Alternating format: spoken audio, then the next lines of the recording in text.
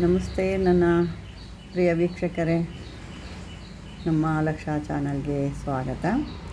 ವೀಕ್ಷಕರೇ, ಇವತ್ತು ನಾವು ದತ್ತಾತ್ರೇಯರ ಒಂದು ಯಂತ್ರ, ಅದರಿಂದ ನಮಗೆಲ್ಲ ಆಗೋ ಕೆಲಸಗಳು ಅದನ್ನು ನೋಡೋಣ. ಏಕೆ ಅಂದರೆ ಗುರುವಿನ ಬಲ ಇಲ್ಲ ಅಂದರೆ ನಮಗೇನು ಕೆಲಸ ಮಾಡಿದ್ರೂ ಆಗಲ್ಲ. ನಾವೇನೇ ಹಣ ಖರ್ಚು ಮಾಡಿ ನಾವೇನೇ ಮಾಡ್ತೀವಿ ಅಂದರೂ ಕೂಡ ನಮ್ಗೆ ಯಾವ ಕೆಲಸ ಕೂಡ ಆಗಲ್ಲ. ಗುರುವಿನ ಒಂದು ಆಶೀರ್ವಾದ ನಮಗಿರಬೇಕು. ಮೊದಲೇ ಹೇಳ್ತಾರಲ್ಲ, ಯಾವುದೇ ಕಲಿಬೇಕಾದ್ರೂ ಏನೇ ಮಾಡಬೇಕಾದ್ರೂ ಗುರುವಿಲ್ಲದಿದ್ದು ಯಾವ ವಿದ್ಯೆನೂ ವಿದ್ಯೆ ಅಲ್ಲ. ಗುರುವಿಲ್ಲದ ವಿದ್ಯೆ ಕುರುಡು ವಿದ್ಯೆ ಅಂತ ಹೇಳ್ತಾರೆ. ಅದೇ ರೀತಿ ಗುರುವಿನ ಆಶೀರ್ವಾದ ಇಲ್ದಿರೋದು ನಾವು ಯಾವುದೇ ದೇಶ ಸುತ್ತಿದ್ರು, ಯಾವ ಬೆಟ್ಟ ಹತ್ತಿದ್ರು, ಏನೇ ಹೋಮ ಮಾಡಿಸಿದ್ರು ನಮ್ಮ ಯಾವುದೇ ಕಷ್ಟಗಳು ಪರಿಹಾರ ಆಗಲ್ಲ. ನಮ್ಮ ಹಿಡಿದಂಥ ಕೆಲಸಗಳಾಗಿರ್ಬೋದು, ಕೆಲವ್ರಿಗೆ ಯಾವುದೋ ಒಂದು ಕೆಲಸಗಳಿರ್ತವೆ,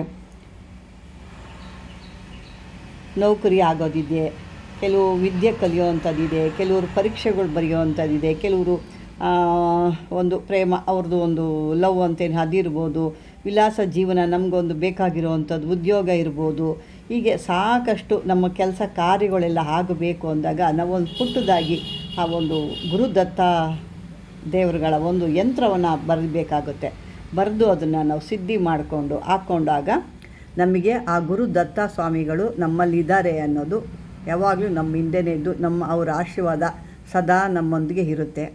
ಅಂಥದ್ದು ಯಾವುದು, ಏನು, ಆ ಒಂದು ಬೀಜಾಕ್ಷರ ಯಾವುದು ಅಥವಾ ಮೂಲಾಕ್ಷರ ಯಾವುದು ಅನ್ನೋದು ನಾವು ಇವತ್ತು ತಿಳ್ಕೊಳ್ಳೋಣ. ಏಕೆಂದರೆ ಸಾಕಷ್ಟು ಜನ ಕೇಳ್ತಾ ಇರ್ತೀವಿ, ಸಾಕಷ್ಟು ಜನ ಹೇಳ್ತಿರ್ತಾರೆ, ಯಾವ ಕೆಲಸನೂ ಆಗ್ತಿಲ್ಲ, ಏನೇನೋ ಪ್ರಯೋಗ ಮಾಡಿದ್ವಿ, ಏನೇನೋ ಮಾಡಿದ್ವಿ, ಹೋಮಗಳು ಮಾಡಿಸಿದ್ವಿ, ತಾಯ್ತಗಳು ತೊಗೊಂಡು ಕಟ್ಕೊಂಡಿದ್ವಿ, ಆದರೂ ನಮ್ಮ ಕೆಲಸಗಳು ಆಗ್ತಾಯಿಲ್ಲ ಅಂತೀವೆಲ್ಲ ಅಂದಾಗ ನಾವೇನು ಮಾಡ್ತೀವಿ, ಕೆಲವೊಂದಕ್ಕೆ ಏನು ಮಾಡಬೇಕು ಆ ರೀತಿ ಮಾಡಿದಾಗಲೇ ಈ ಒಂದು ಕೆಲಸಗಳು ನಡೆಯೋವಂಥದ್ದು. ಇದಕ್ಕೆಲ್ಲ ಕೆಲವೊಂದು ವಸ್ತುಗಳು ಕೂಡ ಚಿಕ್ಕ ಪುಟ್ಟ, ಏನು ದೊಡ್ಡದಲ್ಲ, ಇದು ಒಂದು ಪುಟ್ಟ ವಸ್ತುಗಳು ಬೇಕಾಗುತ್ತೆ. ನೀವು ಇದನ್ನು ನೆಂಬೋದು ಇಲ್ಲ, ಈ ರೀತಿಯೂ ಒಂದು ಇರುತ್ತಾ ಅಂತ ಅಂದ್ಕೊಳ್ತೀರಾ. ಅದು ನಾನು ಇವಾಗ ಹೇಳ್ತೀನಿ. ಈ ರೀತಿಯಾದಂಥ ಅರಳಿ ಎಲೆಗಳನ್ನ ತೊಗೋಬೇಕು ನೀವು. ನಿಮಗೆ ಎಷ್ಟು ಯಂತ್ರದಲ್ಲಿ ಬರುವಂಥದ್ದು, ಇದಕ್ಕೆ ಎಷ್ಟು ದೊಡ್ಡದು ಬೇಕಾ ಚಿಕ್ಕದು ಬೇಕಾ ನೀವು ನೋಡಿಕೊಂಡು ಇದನ್ನು ಈ ರೀತಿ ಹರಳಿ ಎಲೆ ತೊಗೋಬೇಕು. ಹರಳಿ ಎಲೆ ಅಂತಂದರೆ ಗೊತ್ತಲ್ಲ ನಿಮಗೆ, ಆ ಕೃಷ್ಣನಿಗೆ ಭಾಳ ಇಷ್ಟವಾದಂಥ ಹರಳಿ ಎಲೆ. ಈ ರೀತಿ ಹರಳಿ ಎಲೆ ತೊಗೊಂಡು ಇದ್ರ ಮೇಲೆ ಒಂದು ಬಾಕ್ಸ್ ಥರ ಬರ್ಕೋಬೇಕು. ಬರ್ಕೊಂಡು ಅದರೊಳಗಡೆ ನೀವು ನಿಮಗೆ ತೋರಿಸ್ತೀನಿ, ಬಾಕ್ಸ್ ಥರ ಬರೆದು ಯಾವ ಥರ ಅಂತಂದ್ಬಿಟ್ಟು ಈ ರೀತಿ ನೀವು ನೋಡಿ, ಇಲ್ಲಿ ನಾನು ನಿಮಗೆ ಬರೆದು ತೋರಿಸಿದ್ದೀನಿ. ಈ ರೀತಿ ನೀವು ಬರ್ಕೋಬೇಕು. ಅಂದರೆ ನಾನು ಬರೆಯೋದು ಎಲೆಯಲ್ಲಿ ಸ್ಕೆಚ್ ಪೆನ್ನಲ್ಲಿ ಬರೆದಿದ್ದೀನಿ. ನೀವು ಆ ಥರ ಅಲ್ಲ, ಕೆಲವೊಂದು ಮೂಲಿಕೆಗಳಿದ್ದಾವೆ, ಆ ಮೂಲಿಕೆಗಳಲ್ಲಿ ನೀವು ಈ ರೀತಿ ಬರ್ಕೋಬೇಕಾಗುತ್ತೆ. ಆ ಮೂಲಿಕೆಗಳನ್ನೆಲ್ಲ ಯಾವ ಥರ ಏನು ಹೇಗೆ ಮಾಡೋದು ಅಂತ ನೋಡೋಣ. ಈಗ ಮೂಲಿಕೆಗಳು ಅಶ್ವತ್ಥೆಲೆ ಮೇಲೆ ಇದನ್ನು ಒಂದು ಕೆಂಪು ಚಂದನ, ನಾನು ಕಳೆದ ವಿಡಿಯೋದಲ್ಲಿ ತೋರಿಸಿದ್ದೆ, ಕೆಂಪು ಚಂದನ ಸಿಗುತ್ತೆ ಅಥವಾ ಕೆಂಪು ಚಂದನದ ಪೌಡ್ರ್ ಕೂಡ ಸಿಗುತ್ತೆ. ಗಂಧ ಥರ ಕೂಡ ತೆಗೆದುಬಿಟ್ಟು ಕೆಂಪು ಚಂದನದಿಂದ ತೆಗೆದುಬಿಟ್ಟು ನೀವು ಗಂಧ ತೆಗಿಬೋದು. ಇಲ್ಲ ಅಂತಂದರೆ ಕೆಂಪು ಚಂದನದ ಪೌಡ್ರೇ ಸಿಗುತ್ತೆ, ಅದು ಇನ್ನೂ ಸ್ವಲ್ಪ ನೈಸ್ಬಾರ್ದು, ಸ್ವಲ್ಪ ರಫ್ ಇರುತ್ತೆ. ಅದನ್ನು ತಂದು ಅದಕ್ಕೆ ನೀವು ಗೋರೋಜಿನ, ಶ್ರೀಗಂಧ, ಪಚ್ಚಕರ್ಪೂರ ಇದನ್ನೆಲ್ಲ ಕಲಸಿ ಒಂದು ಪೇಸ್ಟ್ ರೀತಿ ಮಾಡಿಕೊಂಡು ಇದ್ರದ್ದೇ ಒಂದು ಅರಳಿ ಕಡ್ಡಿಯಿಂದ ಇದನ್ನು ಒಂದು ಕಡ್ಡಿ ರೀತಿ ಮಾಡಿಕೊಂಡು, ಇದು ನೋಡಿ ಏನಿರುತ್ತಲ್ವ, ಇದ್ರದ್ದೇ ಈ ಎಲೆದೇ ಕಡ್ಡಿ ಬರುತ್ತೆ ನೋಡಿ, ಈ ಕಡ್ಡಿ, ಇದನ್ನು ತೊಗೊಂಡು ಈ ರೀತಿ ಬರ್ಕೋಬೇಕು. ಆ ಒಂದು ಪೇಸ್ಟ್ ಏನು ಮಾಡ್ಕೊಂಡಿರ್ತೀರ ಆ ಪೇಸ್ಟಿಂದ ಇದನ್ನು ಕ್ರಮವಾಗಿ ಸರಿಯಾದ ರೀತಿಯಲ್ಲಿ ಇದನ್ನು ಬರಿಬೇಕು.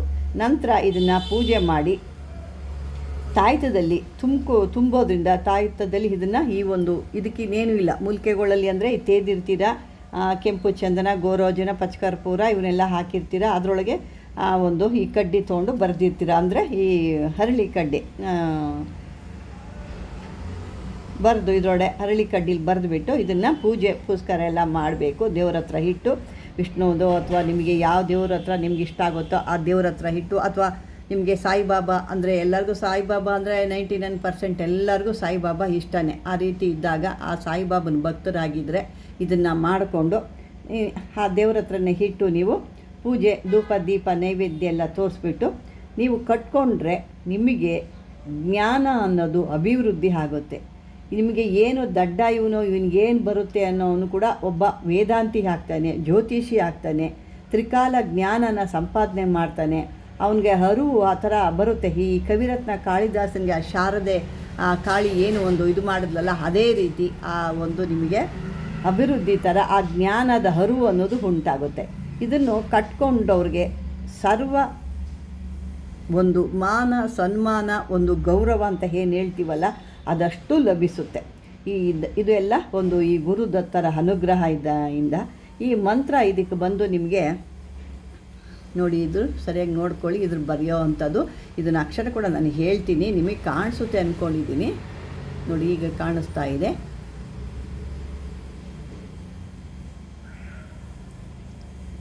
ಇದು ಅಕ್ಷರ ಒಂದು ಸಾರಿ ಬೇಕಾದ್ರೆ ನಾನು ಹೇಳ್ತೀನಿ.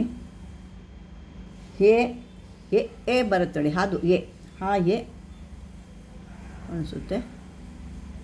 ಹೇ ಕ್ರೇಂ ಹ್ರೀಂ ಹಂ ಹೋಂ ರು ಗು ಥ ಧ ಹಿ. ಮೂರನೇ ಲೈನಲ್ಲಿ ಓಂ ಹ ಸ್ವ ವ ಹಿ.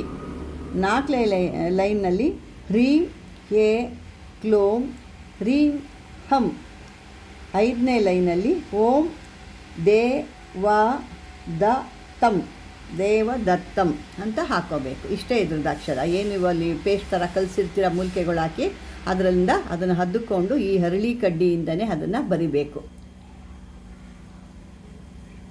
ಬರೆದು ಇದನ್ನು ಆ ದೇವರ ಅನುಗ್ರಹದಲ್ಲಿ ಅಲ್ಲಿ ಹಿಕ್ಕಾದಾಗ ಆಮೇಲೆ ಮೂಲ ಒಂದು ಮಂತ್ರ ಅಂತ ಬರುತ್ತೆ. ಆ ಮೂಲ ಮಂತ್ರ ಈ ರೀತಿ ಬರುತ್ತೆ. ಆ ಮೂಲ ಮಂತ್ರ ನೀವು ಹೇಳ್ಕೊಬೇಕಾಗತ್ತೆ. ಹೇಳ್ಕೊಂಡು ನಿಮಗೆ ಇದನ್ನು ಎಷ್ಟು ಸಾವಿರ ಸರಿ ಆದರೂ ಹೇಳ್ಕೊಬೋದು. ನಿಮ್ಮ ಒಂದು ಶಕ್ತಿಗೆ ಅನುಸಾರವಾಗಿ ಇದನ್ನು ನೀವು ಮಾಡ್ಕೋಬೋದು.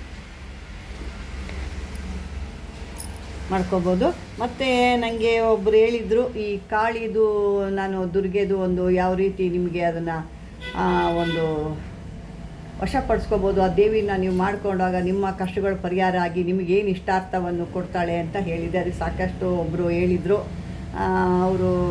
ನಾನು ಸಾಕಷ್ಟು ಪ್ರಯತ್ನ ಮಾಡಿ ಇದನ್ನೆಲ್ಲ ಸ್ವಲ್ಪ ಮಾಡೋದು ಕಷ್ಟ ಆಗಿದೆ, ಒಂದು ಸರಿ ಇಲ್ಲ ಅಂದರೆ ಇನ್ನೊಂದು ಮಾಡಬೇಕು. ಹೌದು, ಖಂಡಿತ. ಅದು ಒಂದು ಬಾರಿ ಇಲ್ಲ ಅಂದರೆ ನಾನು ಕೂಡ ಹೇಳಿದ್ದೀನಿ. ಅದು ಒಂದು ಸಾರಿ 7 ದಿವಸ ಆಗಲಿಲ್ಲ ಅಂದರೆ ಮತ್ತೊಂದು 7 ದಿವಸ ಮಾಡಿ, ಆಗಲೇ ಮತ್ತೊಮ್ಮೆ ಒಂದು 7 ಬಾರಿ ಮಾಡಿ. ಯಾಕೆ, ಅವಳಿಗೂ ನಮ್ಮಲ್ಲಿ ಬರಬೇಕು, ನಮ್ಮ ದೇಹನ ಅವಳು ಕೂಡ ಶುದ್ಧಿ ಮಾಡಿ, ಈ ಶುದ್ಧಿ ಇದೆಯಾ, ಇಲ್ಲಿ ಬರ್ಬೋದಾ, ನಾನು ಇಲ್ಲಿ ಬಂದರೆ ಒಳ್ಳೆಯದಾ ಅಂತ ಅವಳು ಯೋಚನೆ ಮಾಡ್ತಾಳಲ್ವಾ.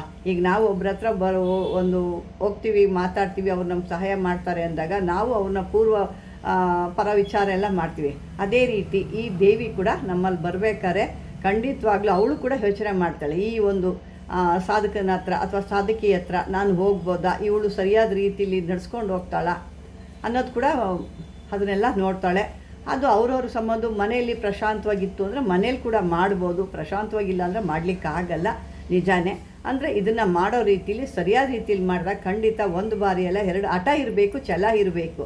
ನೀನು ಬಿಟ್ಟರು ನಾನು ಬಿಡಲ್ಲ ಅಮ್ಮ ಅಂತ ನೀವು ಹಿಡಿದು ನಿಂತ್ಕೊಂಡಾಗ ಅವಳು ಸೋಲ್ತಾಳೆ. ಪ್ರೀತಿಗೆ ಸೋಲ್ದಿರೋರು ಯಾರಿದ್ದಾರೆ ಹೇಳಿ ಪ್ರಪಂಚದಲ್ಲಿ?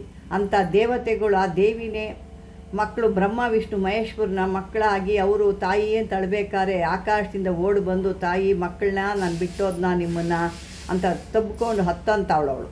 ಅಂಥ ದೇವಿ ನೀವು 1 ಬಾರಿ ಅಲ್ಲ 2 ಬಾರಿ ಅಲ್ಲ 3 ಬಾರಿ ಅಲ್ಲಿ ಎಷ್ಟು ಬಾರಿ ಮಾಡ್ತಾರೆ ನಿಮಗೆ ಅವಳನ್ನ ನಾನು ಛಲ, ತಾಯಿ ನೀನು ಸಿಕ್ಕೋ ತನಕ ನಾನು ಬಿಡಲ್ಲ ಅಂತ ನೀವೇನು ಛಲದಲ್ಲಿ ಇಟ್ಕೊಂಡಾಗ ಅವಳು ಖಂಡಿತ ಬಂದೇ ಬರ್ತಾಳೆ. ನಿಜಾನೇ. ಅದನ್ನು ಆದವರು ಮಾಡ್ಕೊಳ್ಳಿ, ಆಗದಿದ್ದವರು ಬಿಟ್ಟುಬಿಡಿ. ಬನ್ನಿ ಈಗ ಮಂತ್ರಕ್ಕೆ ಹೋಗೋಣ.